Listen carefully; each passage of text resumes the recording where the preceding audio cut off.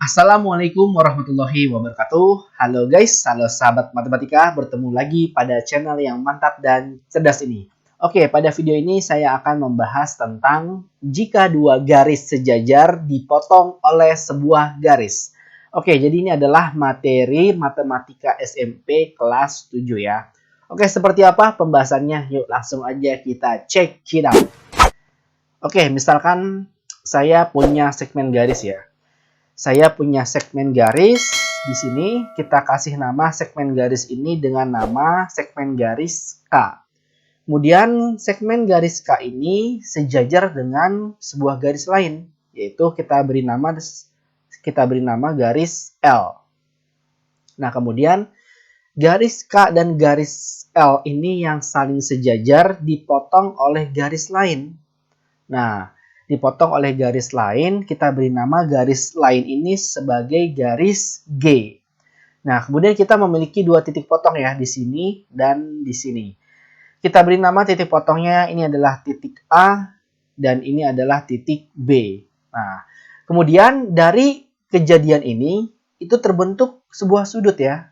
Sebenarnya terbentuk banyak sudut, yaitu sudut A di sini nih, tapi sini ada lagi nih, sudut di sini, dan di sini dan di sini. Kemudian juga di sini sudut B, di sini juga sudut B, di sini juga dan juga di sini. Nah, oleh karena terbentuknya sudut-sudut dengan kejadian ini, maka di sini kita beri nama sudut A1 ya.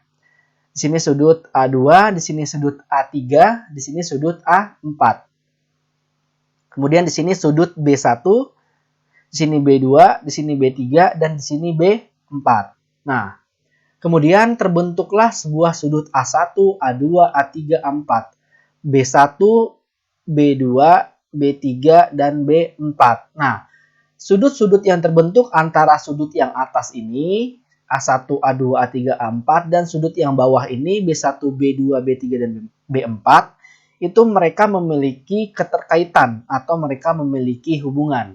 Apa saja hubungan di antara mereka? Sudut-sudutnya pertama, terbentuklah sudut bertolak belakang, di mana sudut bertolak belakang ini besarnya adalah sama. Contoh yang pertama yang kita dapat adalah sudut A1 bertolak belakang dengan sudut A3. Mana sih A1? Oh, ini nih. Ini sudut A1 ya. Nih. Ini sudut A1. Nih ya, ini sudut A1 bertolak belakang dengan sudut A3. Nah, sudut yang saling bertolak belakang itu besarnya adalah sama. Misalkan ya, sudut A1 ini besarnya 120 derajat. Maka sudut A3 otomatis besarnya juga 120 derajat. Seperti itu ya. Nah, kemudian yang kita dapatkan ya, agak ribet juga, agak keseleo lidah. Kemudian yang kita dapatkan, yang kedua adalah sudut A2 bertolak belakang dengan sudut A4. Nih, sudut A2 bertolak belakang dengan sudut A4. Karena di sini 120, pastinya di sini 60 derajat ya. Nah, sudut A2 60, kita dapatkan sudut A2 60. Maka jika sudut A2 60, maka sudut A4 juga otomatis 60 derajat gitu. Jadi sudut-sudut yang bertolak belakang hukumnya adalah sama besar. Kemudian yang kita dapatkan lagi, keseleo lidah. Kemudian yang kita dapatkan lagi yaitu sudut B1 bertolak belakang dengan sudut B3. Ini dia nih, sudut B1 dengan B3. Tentunya besarnya juga pasti sama ya. Kemudian sudut B2 bertolak belakang dengan B4. Oke, sudut B2 bertolak belakang dengan B4. Nah, itu dia sudut-sudut yang terbentuk bertolak belakang. Kemudian ada lagi terbentuk sudut saling sehadap. Nah, di mana sudut saling sehadap ini besarnya juga sama. Nah, ini yang pertama kita dapatkan sudut A1 sehadap dengan sudut B1. Mana A1 ini? Sudut A1 sehadap ya. Nih, kita beri tanda dulu. Sudut A1 itu sehadap dengan sudut B1. Nih, sehadap. Karena mereka sama-sama menghadap ke sini. Nah, sama-sama menghadap ke sini. Nah, sudut yang sehadap besarnya sama. Besarnya sama. Karena si sudut A1 ini 120 derajat, maka sudut B1 dapat dipastikan besarnya adalah 120 derajat juga. Gitu, ya. Kemudian sudut sehadap lainnya adalah sudut A2 sehadap dengan sudut B2. Mana A2? Oh, yang sini. Sudut A2 sehadap dengan B2. Nah, ini sudut A2 sehadap dengan B2 karena mereka sama-sama menghadap ke arah sana ya. Nih, ke arah yang sana. Nih, ke arah sini. Nah, sudut sehadap tentunya besarnya sama ya. Besarnya sama. Karena sudut A2 60 derajat, maka sudut B2 pasti 60 derajat. Gitu ya. Nah, kemudian yang kita dapatkan adalah sudut A3 sehadap dengan sudut B3. Nih, sudut A3 sehadap dengan sudut B3. Karena sudut A3 menghadap sini, sehadap dengan B3 ke sini juga kan? Maka tentunya besar sudut B3 juga sama dengan A3, yaitu 120 derajat juga. Kemudian yang kita dapatkan adalah yang lainnya ya. Kemudian yang kita dapat keseleo lidah. Kemudian yang kita dapatkan berikutnya adalah sudut A4 sehadap dengan sudut B4. Nih, sudut A4 sehadap dengan sudut B4. Karena A4 60 derajat, maka B4 juga pastinya 60 derajat. Seperti itu ya.